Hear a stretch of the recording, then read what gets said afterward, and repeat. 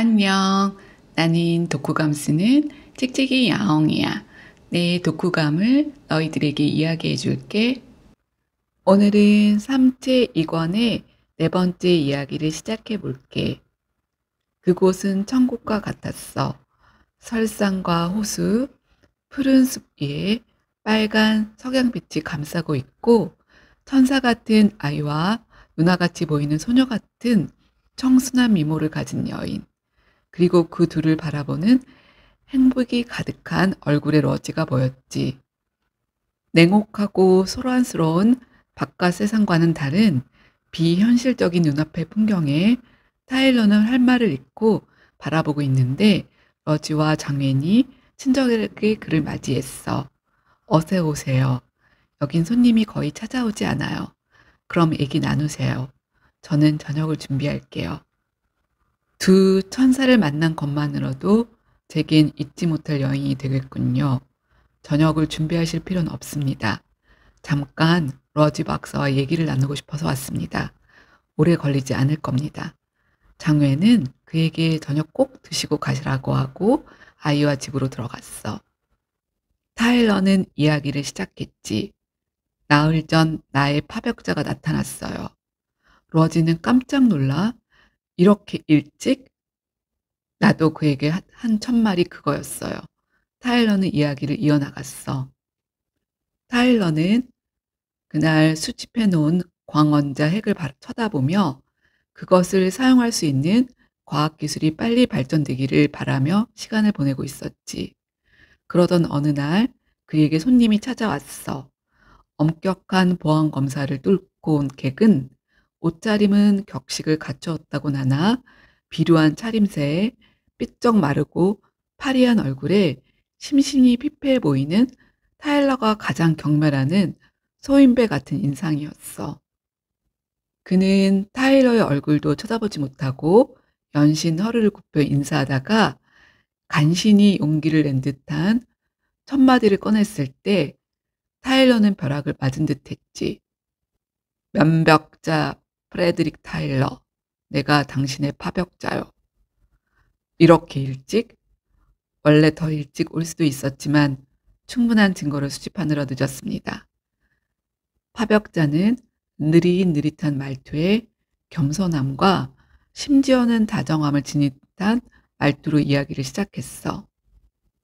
우선 밖으로 보이는 선생님의 전략은 지구의 주력 함대인 우주군을 창설해 지금의 무기와 광원자 핵 융합으로 무장할 계획인 것처럼 보입니다.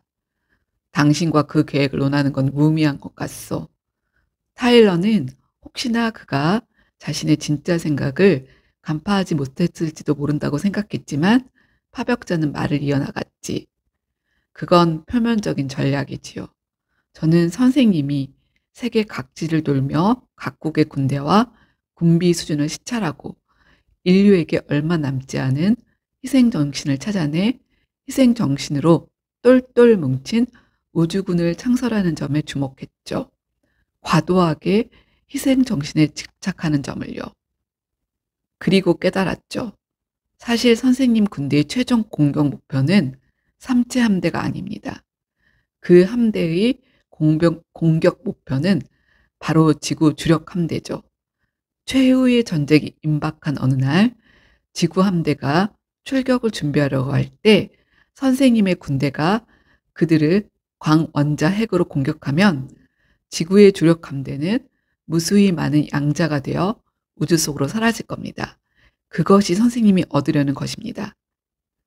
거시적 양자 상태의 지구 함대. 좀 더 쉬운 말로 하면 지구 우주군을 괴멸시켜 그들을 양자 유령으로 만들어 삼체 함대에 저항하겠다는 것이 선생의 계획입니다. 양자 유령은 절대 질 수 없으니까요. 한 번 죽은 사람이 다시 죽을 수 없는 것처럼 말입니다. 원래는 선생님도 이럴 생각은 아니었지요.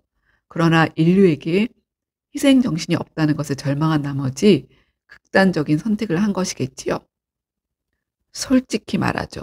타일러 선생, 당신은 면벽자로서 적합하지 않습니다.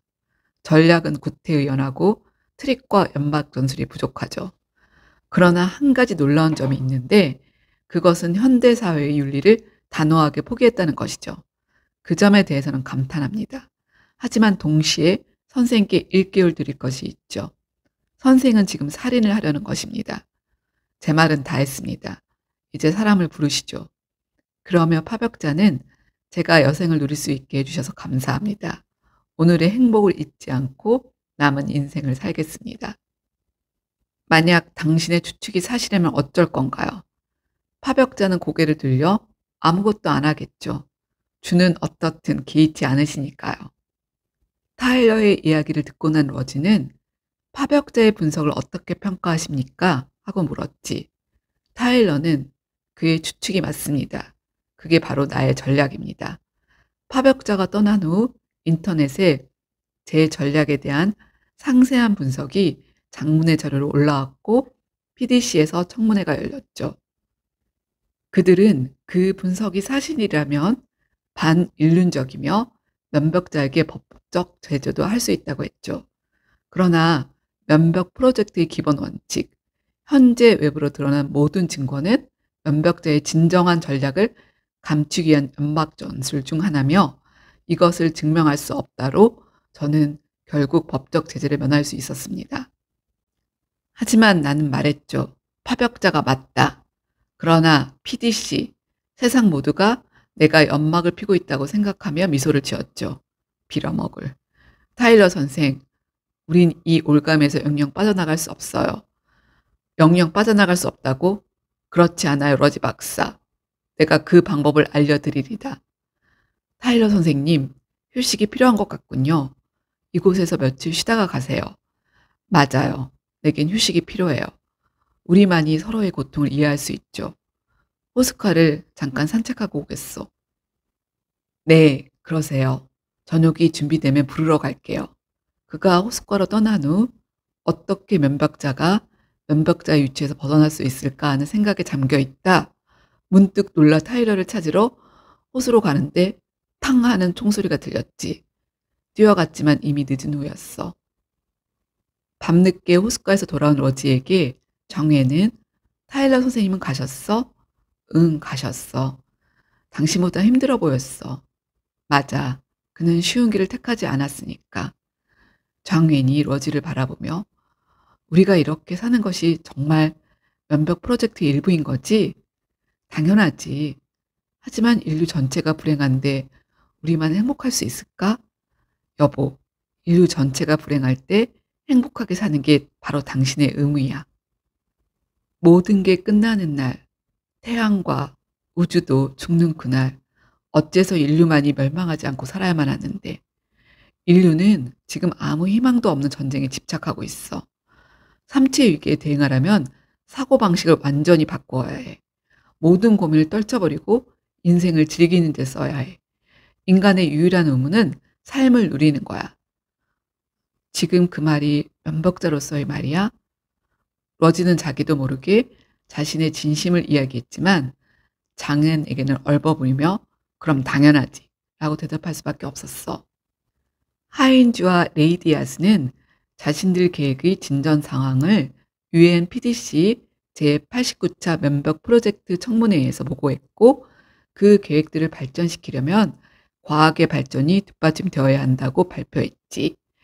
그러자 PDC 과학자문단은 지자 때문에 인류의 과학이 멈춰져 있고 두 계획들을 발전시키기 위해서는 앞으로 20, 30년의 세월이 필요하다고 했어. 그러면서 타일러의 자살과 양자함대 계획의 끔찍성으로 악화된 여론도 무마할 겸 과학의 발전도 기다릴 겸 하인스와 레이디에스에게 동면을 권유했고 그들은 동면에 들어갔지. 한편 러지는 불길한 꿈을 꾸고 잠에서 문득 깨어보니 장윤과 아이가 없었고 그림 하나와 그 그림의 여백에 여보 마지막 날로 가서 당신을 기다릴게 라는 장현의 메시지만 남아 있었어. 그리고 사무총장이 그를 기다리고 있었지. 안녕하세요 러지 박사. 제 아내와 아이는 어디 있죠? 마지막 날로 가서 당신을 기다리고 있어요. 이유가 뭐죠? PDC 결의사항이에요. 내 가족을 납치하다니 이건 범죄요.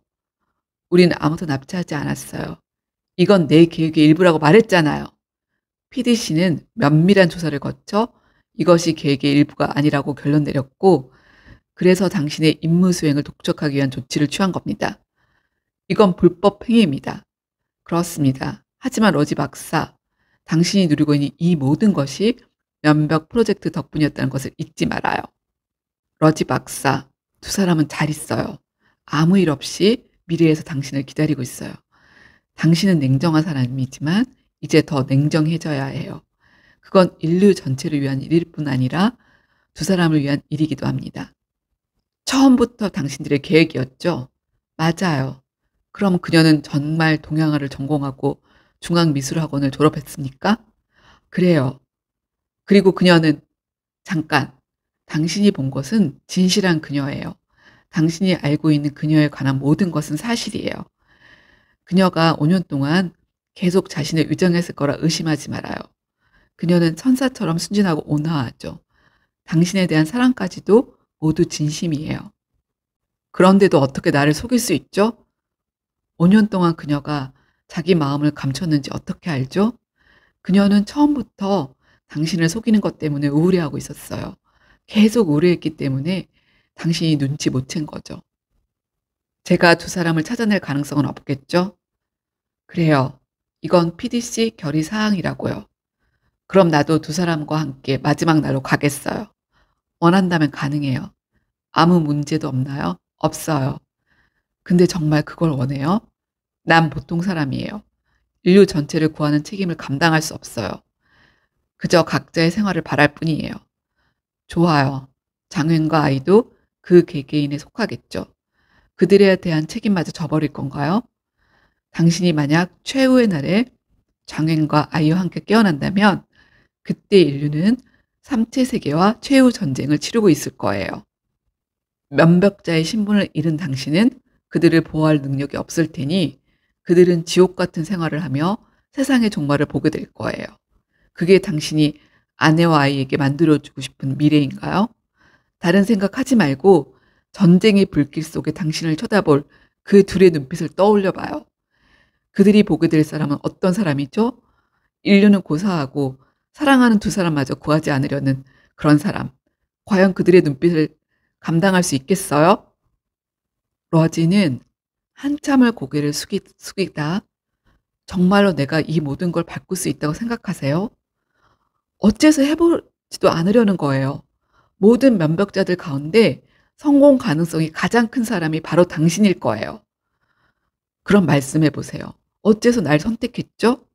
전 인류를 통틀어 삼체 문명이 유일하게 죽으려는 사람이 바로 당신이에요. 그 교통사고 말이에요. 당신을 겨냥한 거였어요. 우연히 당신의 애인이 희생된 거죠.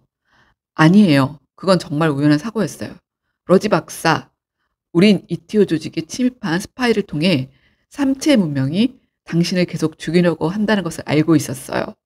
우린 당신에 대해 면밀히 조사했죠. 그 결과 당신은 그저 평범한 학자일 뿐이었어요. 아마도 당신이 가지고 있는 능력은 다른 이에게서 받은 거일 수도 있어요. 이걸 왜 이제 이야기해 주는 거죠? 당신이 가지고 있는 능력에 영향을 미칠 것을 우려해서요.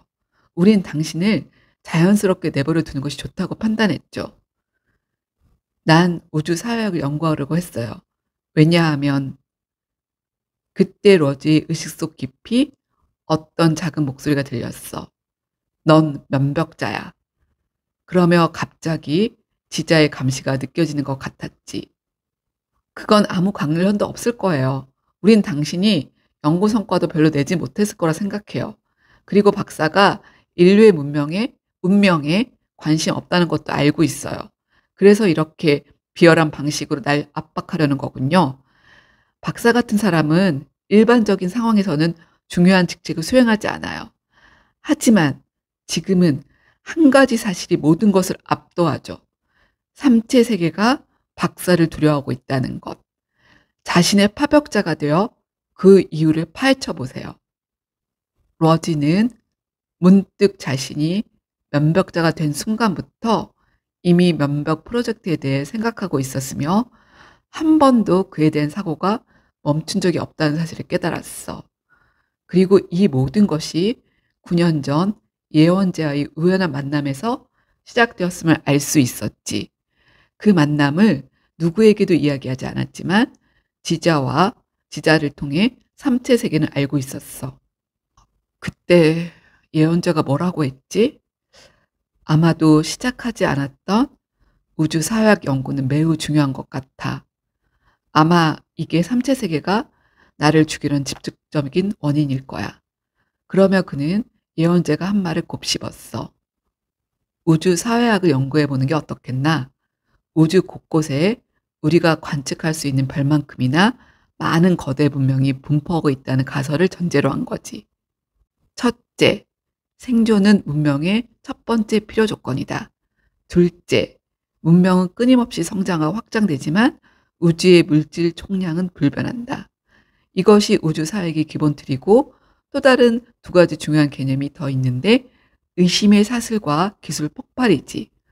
러지는 예언자와 나누었던 말들을 수없이 되뇌이며 모든 구절과 단어를 분석하고 한 글자씩 곱씹었어. 그러나 알 수 없었지. 계속 시간은 한 달, 두 달 흘러갔지만 사색은 계속되었어. 그 중에서 생존은 문명의 첫 번째 필요 조건이다. 문명은 끊임없이 성장하고 확장되지만 우주의 물질 총량은 불변한다라는 두 마디는 계속 마음에 남았어. 그 두 마디에 담긴 궁극의 심오함은 알 수 없지만 어떤 비밀이 숨겨져 있음을 알 수 있었지. 너무 단순하지만 그래서 더 심오함. 그리고 의심의 사슬과 기술 폭발이라는 예언자가 설명하지 않은 이 두 가지 개념이 점점 또렷해졌지. 그러다 어느 날, 그날도 삼각에 잠겨 있다 모든 것이 멀어지고 무의 상태로 빠져 있던 그때 차가운 호수물에 빠지게 되고 호수의 차가운 얼음물 속에서 동사 직전에 겨우 빠져나왔을 때 그는 더 이상 밤하늘을 볼 수 없었지. 그리고 그는 자신에게 이야기했어. 면벽자 러지. 나는 당신의 파벽자다. 켄트는 처음으로 진심에서 우러나오는 미소를 지으며 드디어 일을 시작하려는군요. 러지는 더 안전한 것이 필요해요. 특별히 원하는 조건이 있어? 안전하기만 한다면 다른 건 아무래도 괜찮아요. 단, 절대적으로 안전해야 해요. 절대적인 곳은 없어. 그리고 그런 곳은 대부분 지하에 있어요. 괜찮아요. 참, 이곳이 어딘지 알려줄 수 있나요? 떠나면 여기가 그리울 거예요. 그리고 러지는 결국 5년 전 면박자로 지정될 때 기다렸던 지하실로 안내되었지. 그는 그 다음날 천문학자를 만나 태양계 밖에 행성을 가진 수많은 항성 512개 중 우리 태양계에서 거리가 먼 50광년쯤 떨어져 있는 항성의 위치를 표시한 전파 메시지를 만들어 달라고 했어. 혹 우주에 다른 문명하던 생명체가 있다면 그곳의 위치를 식별할 수 있도록 말이야. 한편 가상의 삼체세계에서는 면벽자 러지를 어떻게든 제거하라는 삼체세계의 명령을 받고 그에 대한 방법을 논의하지만 지하에 숨어있는 그를 제거하는 것은 실행 불가능하다는 의견이 팽배했지. PDC 회의에서는 러지에 대한 청문회가 열리고 있었어. 러지는 그들에게 자신의 계획을 설명했지. 태양의 전파 확장 기능을 이용해 우주로 메시지를 보낼 겁니다. 그 메시지에는 간단한 그림 3장과 부가 정보가 포함되어 있죠. 즉, 그 그림이 자연적으로 발생된 것이 아니라 지능을 가진 개체가 발송한 것임을 표시하는 정보입니다. 회의장 모니터에 그 그림이 나타났지. 그의 말대로 그림은 단순했어. 검은 점이 불규칙하게 찍혀있는 게 전부였지. 각 장의 그림마다 유독 큰 점이 하나씩 있었고 그 옆에 작은 화살표가 그려져 있었어. 이게 뭡니까? 미국 대표가 질문을 던졌어. 러지는 한참을 대답하지 않았지. 그러자 의장이 재촉했어. 러지 박사, 면벽 프로젝트의 기본 원칙에 의해 청문회의 질문에는 모두 대답해야 합니다. 저주의 주문입니다. 이 장이 뭐라고요? 저주의 주문이라고 했나요? 누구를 향한 저주인가요? 187J3X1 항성이 거느린 행성이요. 물론 항성에도요. 어떤 작용인가요? 아직은 모릅니다. 하지만 한 가지 분명한 건 그 주문이 재앙을 불러올 거라는 사실입니다. 그렇다면 그 행성들에도 생명체가 있습니까? 지금까지 관측한 바로는 없습니다. 제발 없기를. 러지는 기도했지. 저주의 주문을 보내면 실제 작용하기까지 얼마나 걸리나요? 이 항성은 태양에서 약 50광년 떨어져 있으므로 주문이 작용하려면 최소한 50년이 걸릴 겁니다. 그러면 우리는 100년 뒤에야 그 주문이 작용하는 광경을 관측할 수 있어요. 우리에게도 구세주가 생겼군요. 러지 박사, 기발하고 허를 찌르는 계획이면 틀림없군요. 러지 박사, 한 가지 질문이 있습니다. 저주의 주문이라면 어째서 적을 직접 겨냥하지 않은 건가요? 이건 실험입니다. 제 전략의 타당성을 확인하기 위한 거죠. 본격적인 전략은 최후의 전쟁이 다가올 때 실행될 것입니다. 삼체 세계의 저주의 주문을 실험해 볼 수도 있지 않습니까? 그럴 수 없습니다. 우리와 너무 가까워서 저주의 주문이 작용할 때 우리에게도 여파가 미칠 수 있습니다. 그 때문에 반경 50광년 이내의 항성을 가진 행성은 모두 배제했습니다. 그럼 마지막 질문입니다. 앞으로 100년이 넘는 시간 동안 박사는 무엇을 할 계획입니까? 동면이죠. 저주의 주문 결과를 확인할 때 저를 깨워주십시오. 동면을 준비하고 있을 때 러지는 가벼운 독감에 걸렸지. 켄트가 그 전날 가볍게 기침을 했었는데 그게 러지에게 옮겨진 것 같았어. 그런데 그 독감은 낫지 않고 이틀 후에 러지는 급속도로 병세가 심해져 의료팀이 직결했지. 그리고 러지는 병세가 갑자기 더 나빠지며 혼수 상태에 빠져버렸어. 군사과학과학원의 한 전문가가 설명했지. 우리는 처음부터 이 독감에 주목해 있었어요. 감염원이나 증상이 이상한 데가 있었거든요. 이제는 확실해졌네요. 이건 유전자 무기, 즉 미사일입니다. 유전자를 조작해 일반인은 가벼운 독감으로 지나가지만 특정인의 유전자 특징을 식별해 그 사람에게 치명적인 공격을 가하는 이 바이러스의 목표가 누구인지 이제 확실하네요. 러지의 보안 전문가와 켄트가 크게 당황했지. 이젠 어째야 하나요? 바이러스가 이미 깊숙이 침투했어요. 현대 의학 기술로는 어쩔 수 없어요. 빨리 동면을 진행해야 해요. 러지는 기나긴 잠재의식 속에 장앤과 아이를 그리워하며 동면에 빠져들었고 이틀 뒤 러지의 생각대로 우주를 향해 187J3X1 항성이 거느린 행성을 향한 저주의 주문이 태양의 전자파를 도움받아 발사되었지. 한편 장 베이하이는 자신이 원하는 기술의 발전을 저해하는 우주학계 고위직 세 사람을 제거하기로 생각하고 우주학회가 열릴 때 치밀한 계획하에 자체 제작한 우주 총알로 그들을 몰래 제거해. 그리고 미래에도 패배주의 타파를 위해 자기 같은 사람이 필요하다고 어필해 군은 미래군의 정신무장을 위해 장 베이하이를 동면시키기로 결정하고 그도 동면에 들어가.